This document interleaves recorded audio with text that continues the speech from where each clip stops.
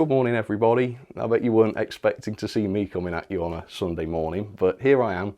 I woke up to some pretty unpleasant reading on RMweb this morning, and it's upset me, I'll be honest with you, and I thought I might as well come on here and just share some thoughts about it. So it's with regards to last night's review, the Buckjumper, which I still maintain after all of this is a fantastic locomotive. I really liked it. I gave it a positive review, but as with most locomotives, there were a couple of issues and one or two things to improve, including the fact that there were no pre-fitted speakers in the locomotive, despite Accurascale claiming that there were pre-fitted speakers.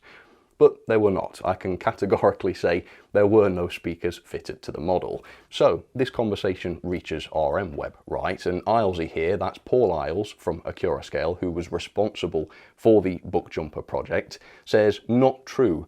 Dual speakers are fitted to all in bold models. Best wishes, Paul."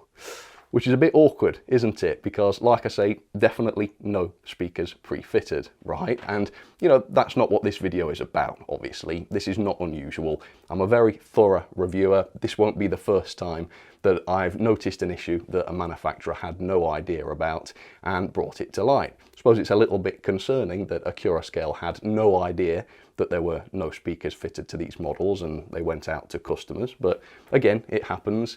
And I guess I'll overlook the fact that he so confidently contradicted what a reviewer has seen with his own eyes like that, but you know, whatever. So the conversation on RMweb goes on. Another user says, "I am surprised that Sam did not notice them or any wiring to them in the body." Another user says, "I'm not." Fair enough. And then Paul Iles comes back and says, "Neither am I, especially when clicks are all that counts. If he'd have removed the enclosure, the two speakers sit beneath it. Best wishes, Paul." And yeah, I'll be honest, that has really upset me. I'm shocked to see Accurascale say that, because I thought we had a pretty good relationship. I've been very positive about their models. Not all of the time, because no locomotive, no model is 100% perfect, but on the whole, I think they've done a really good job. And, you know, sure, if a locomotive or a model has a serious problem, might I use that in the title or the thumbnail?